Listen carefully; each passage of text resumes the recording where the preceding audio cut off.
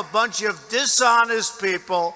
They've created ISIS. Hillary Clinton created ISIS with Obama. Created with Obama. When you look at her real record, take a look at Syria, take a look at the migration, take a look at Libya, take a look at Iraq. She gave us ISIS because her and Obama created this huge vacuum. And a small group came out of that huge vacuum because we should have never been in Iraq, but once we were there, we should have never got out the way they wanted to get out. She gave us ISIS as sure as you are sitting there. And what happened is now ISIS is in 32 countries. And now I listen how she's going to get rid of ISIS. She's going to get rid of nobody. It's not Islam that's causing these issues. It's the West's obsession with Islam. Let me give you a few points here. Let's start off with the creating of fake propaganda content. All you have to do is search Bell Pottinger, not to mention the West clearly admitting that they have supported groups like Al-Qaeda and ISIS. And we know that this was growing. We were watching. We saw that Daesh was growing in strength, and we thought Assad was threatened. We thought, however, we could probably manage, that Assad might then negotiate. We had this brilliant idea that we were going to come to Pakistan and create a force of mujahideen, equip them with Stinger missiles and everything else to go after the Soviets inside Afghanistan.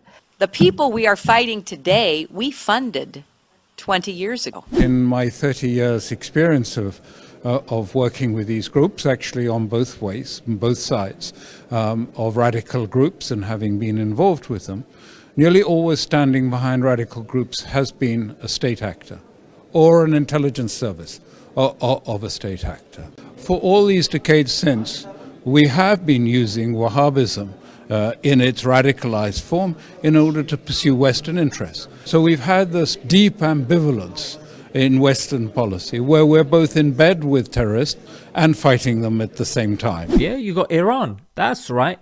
They removed a democratically elected leader, Mohammad Mossadegh, and replaced him with a tyrant, the Shah. All you need to do is search something called the Iran-Contra scandal.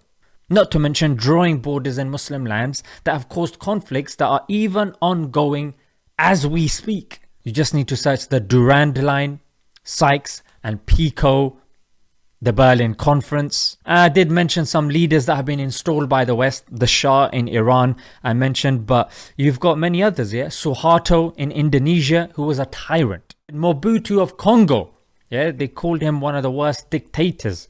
Savimbi of Angola, Abacha of Nigeria, Samuel Doe of Liberia.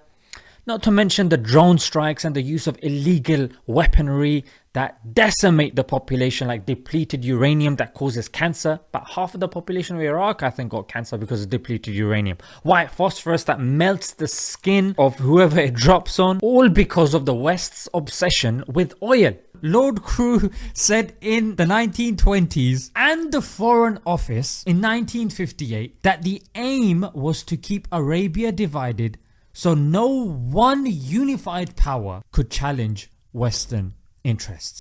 ISIS was born. Yes, that's right. It was born from the illegal war in Iraq.